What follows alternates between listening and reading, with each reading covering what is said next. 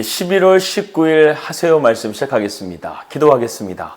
하나님 아버지 감사합니다. 오늘도 우리에게 새로운 날을 주셨습니다. 오늘도 하나님의 은혜 안에 거하게 하시고 하나님의 말씀을 온전하게 순종하고 믿음으로 승리하는 우리 성도들이 다 될 수 있도록 인도하여 주시옵소서. 잠언의 말씀을 통해서 하나님의 지혜를 깨닫게 하시고 우리가 세상 가운데서 선한 영향력을 미치며 살아갈 수 있는 우리 성도들이 되게 하여 주시옵소서. 예수님의 이름으로 기도하였습니다. 아멘. 찬송가 384장 함께 찬송하겠습니다.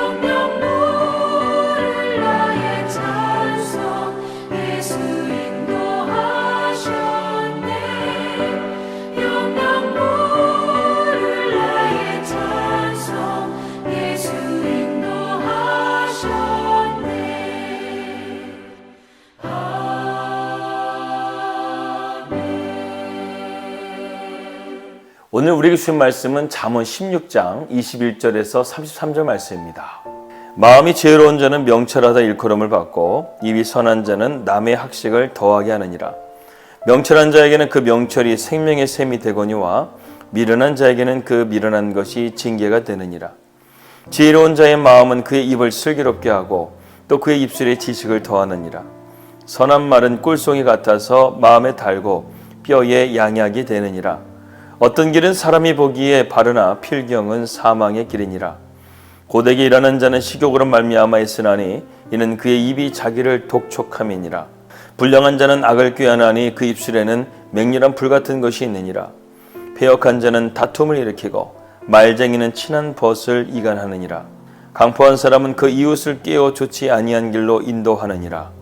눈짓을 하는 자는 패역한 일을 도모하며 입술을 닫는 자는 악한 일을 이루느니라. 백발은 영화의 면류관이라 공의로운 길에서 얻으리라. 노하기를 더디하는 자는 용사보다 낫고 자기의 마음을 다스리는 자는 성을 빼앗는 자보다 나으니라. 제비는 사람이 뽑으나 모든 일을 작정하기는 여호와께 있느니라. 오늘 잠언 16장의 마지막은 5가지를 우리에게 말해줍니다. 말씀에 주의하는 자는 좋은 것을 얻는다. 하나님을 의지하는 자에게는 복이 있다. 선한 말은 양약이 되나 패역한 자는 다툼과 이간질을 한다. 노하기를 더디하고 마음을 다스려야 된다. 모든 일은 하나님의 작정에 달려있다. 이 5가지의 내용을 다루고 있습니다. 근데 말씀을 보다 보니까요, 이 잠언의 말씀 가운데 양약이라는 단어가 상당히 많이 나오는 것을 보게 됩니다. 제가 찾은 것만 하더라도 벌써 6가지가 되는데요. 오늘은 이 말씀을 가지고요, 하나님께서 우리에게 주시는 처방전, 이 양약이라는 것이 과연 무엇일까? 그것을 여러분들과 함께 은혜를 나누고자 합니다. 여러분, 좋은 약은 몸에 잘 맞는 약이죠. 우리 교회 성도님 중에 어떤 분은 어릴 적부터 몸이 약해가지고요, 병원에 갔는데도 진단이 나오지가 않고 한의원에 가서 이 약 저 약을 다 먹는데도 회복이 되지 않아서 상당히 좀 고심하고 있었는데, 한 번은 한의원에서 흑염소를 한번 먹어보라고 하니까 그것을 먹고 치유가 되었다는 것입니다. 누구나 다 흑염소가 맞는 것은 아니죠. 하지만 그 집사님은 몸에 흑염소가 맞았던 것입니다. 여러분, 우리 몸에 맞아서 그것을 효과를 보는 약을 뭐라고 말합니까? 양약이라고 말합니다. 성경에 보게 되면요, 우리에게 이러한 양약이 되는 하나님의 처방전, 하나님의 양약이 있는데 6가지가 있습니다. 첫 번째는 무엇이냐면 겸손의 양약이 있습니다. 잠언서 3장 7절 말씀 보게 되면 스스로 지혜롭게 여기지 말지어다, 여호와를 경외하며 악을 떠날지어다, 이렇게 말씀하고 있습니다. 여기서 스스로라는 히브리 단어는 아인이라는 단어를 쓰고 있는데 이것은 눈을 의미합니다. 눈과 말은 우리의 마음에서 표현되는 것들이죠. 여기에다가 지혜롭다라는 단어를 호크마라는 단어를 쓰지 않고 하캄이라는 단어를 쓰게 되는데요. 이 하캄이라는 단어는 지혜가 있다, 이렇게 말하는 것입니다. 다시 말해서 스스로 지혜 있다 말하지 말라는 것입니다. 지혜의 근본은 하나님이시죠. 하나님을 떠나서 우리가 스스로 지혜 있다 말하는 것은 교만이라는 것입니다. 결국 교만하게 되면 우리는 악에 빠지게 되죠. 그렇기 때문에 하나님을 경외함을 통해서 우리는 악에서 떠나게 된다는 것이죠.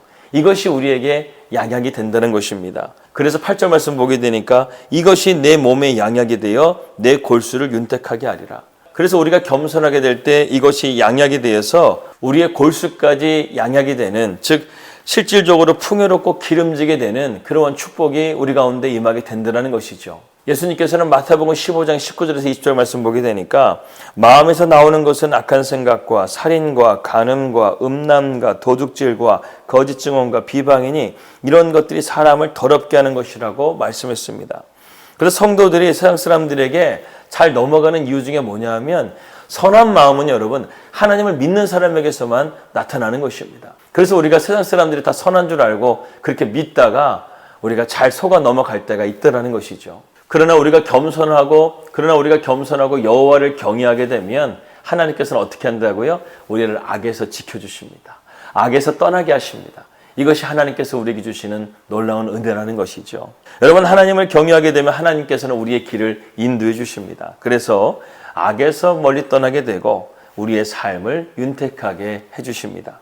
여러분, 약은 누구에게 맡겨야 될까요? 최고의 약사에게 맡기는 것입니다.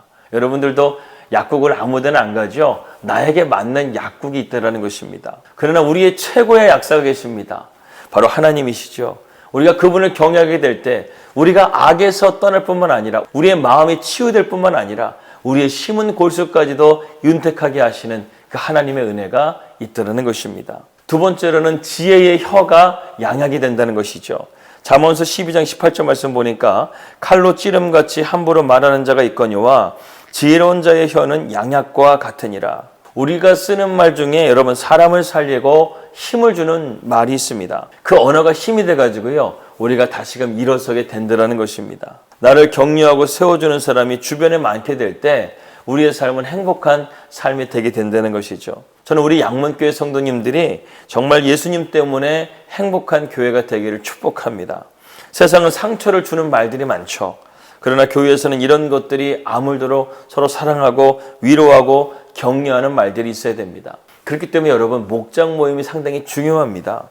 여기에서 지친 영혼들이 힘을 얻게 되고 주님을 붙잡고 일어서게 된다는 것이죠. 지혜자의 말은 양약이라고 했습니다. 언어의 치료를 통해서 저와 여러분들이 삶의 새 힘을 얻고 강건하시기를 주님 이름으로 축복합니다. 세 번째는 충성됨이 양약이라는 것이죠. 잠언서 13장 17절 말씀 보겠습니다. 악한 사자는 재앙에 빠져도 충성된 사신은 양약이 되느니라. 여러분, 악한 사자는 주인의 뜻과 달리 행하는 자로서 주인에게 해를 끼치지만 충성된 자는 주인에게 유익을 미치게 된다는 것입니다. 예전에 저희 집에 저희 둘째 명이 키우는 다 큰 풍산개를 데려와가지고 한 6개월 정도 키우게 되었습니다. 그런데 알다시피 풍산개는 태어나서요, 한 주인만 섬긴다는 것이죠. 그래서 아무리 먹을 것을 주고 회유를 해도 그 풍산개는요, 절대로 마음을 주지 않더라는 거예요. 그래서 어머니도 물리고 저도 이렇게 물려가지고 이 고생을 했던 것이 기억이 납니다.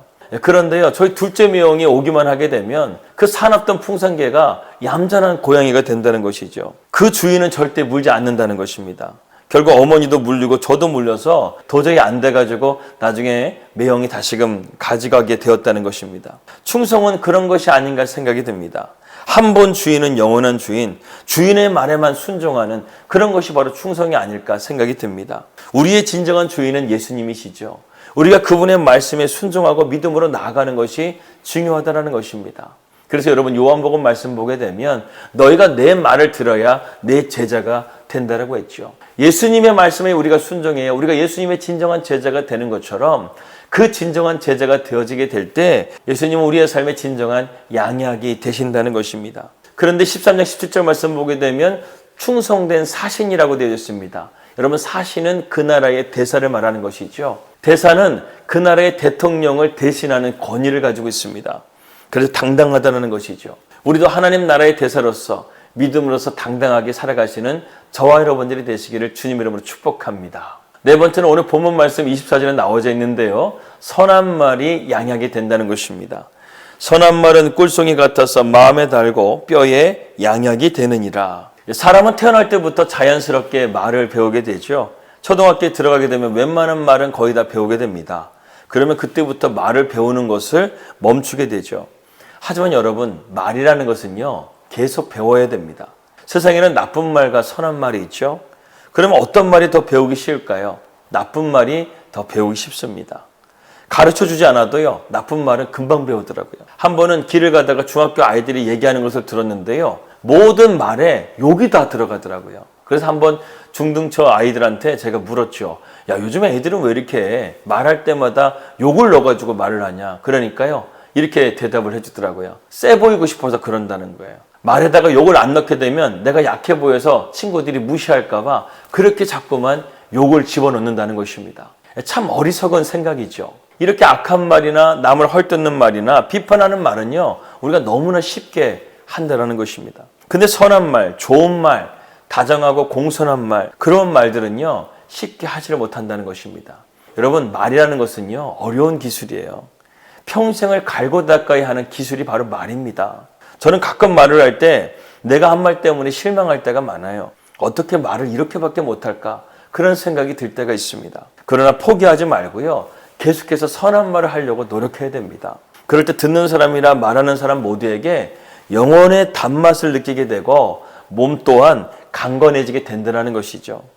그래서 여러분, 암 환자 두 사람이 있는데 각기 다른 의사가 처방전을 내려주는데 다르게 처방전을 내줍니다. 한 의사는 약의 성분을 의미하는 에포라고 말하면서 이것은 당신의 에포입니다, 이렇게 말하면서 약을 주고, 한 사람은 이 에포라는 단어를 거꾸로 하게 되니까 호프가 되더라고요. 이것은 당신의 호프입니다, 이렇게 하고 약을 주게 됐는데요, 그 약을 먹은 사람의 생존율이 22%에서 72%, 약 50%의 차이를 나타내게 된다는 것입니다. 똑같은 약인데요, 어떤 사람은 에포고 어떤 사람은 호프라는 약을 주었는데 생존율이 이렇게 어마어마하게 차이가 난다는 것이죠. 그렇기 때문에 여러분, 우리가 말하는 이 언어를 통해서도 엄청난 능력이 나타난다는 것입니다.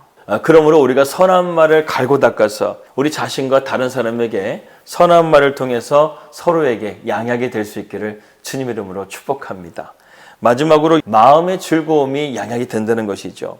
잠언서 17장 22절 말씀 보니까 마음의 즐거움은 양약이라도 심령의 근심은 뼈를 마르게 한다라고 말씀하고 있습니다. 성도가 성령 충만하고 믿음 안에 있게 되게 되면요, 항상 마음 가운데 기쁨이 있고 즐거움이 있습니다. 그러나 이 믿음이 약해지게 되면 자꾸 마음에 근심이 들어오게 되고 염려가 찾아오게 된다는 것이죠. 이스라엘 백성들이 10명의 정탐꾼의 보고를 듣고 부정적인 생각을 갖게 되고 낙심하게 되게 되니까 하나님께서는 결국 그들의 말대로 광야에서 죽게 내버려 두었습니다. 만약에 그들이 믿음을 가졌다고 한다면 하나님의 인도하심을 받고 약속의 땅에 들어가게 되었다는 것이죠. 이처럼 우리의 마음은 중요합니다. 하나님은 우리의 마음의 중심을 보신다는 것이죠. 우리의 마음을 항상 기뻐하고 믿음 안에서 살기 위해서는 우리가 어떻게 해야 될까요?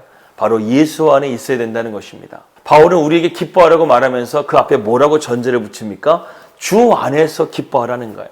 우리가 주 안에 있어야지만 항상 기뻐할 수 있고 즐거운 마음을 가질 수가 있는데 예수 안에 있지 않게 되고 세상 안에 있게 되게 되면 우리의 마음 가운데는 항상 근심과 걱정이 있을 수밖에 없다는 것입니다.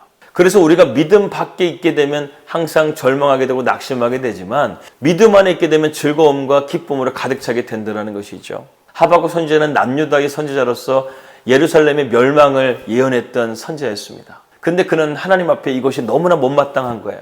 그래서 1장부터 2장까지는 하나님 앞에 따집니다. 하나님의 백성에게 어떻게 이렇게 모질게 하실 수 있습니까? 어떻게 예루살렘 성전이 파괴되어지게 되고 이러한 멸망이 우리 가운데 있을 수가 있습니까? 이렇게 말을 하게 되는데 하나님께서 그에게 깨달음을 주신 거예요. 그렇게 되고 나니까 하박국이요, 하나님 앞에 찬송을 올려드립니다. 하박국 3장 17절에서 18절 말씀입니다. 비록 무화과 나무가 무성하지 못하며 포도나무에 열매가 없으며 감람나무에 소출이 없으며 밭에 먹을 것이 없으며 우리의 양이 없으며 외양간에 소가 없을지라도 나는 여호와로 말미암아 즐거워하며 나는 구원의 하나님으로 말미암아 기뻐하리로다. 예루살렘을 멸망시켰지만 남유다를 멸망시켰지만 하나님의 사랑은 끝난 것이 아니라는 거예요. 이것이 하나님의 징계였고 이 징계를 통해서 하나님은 끝까지 이스라엘 백성들을 돌이키시고 구원코자 하시는 하나님의 열심을 하박국 선지자는 보았다는 것입니다.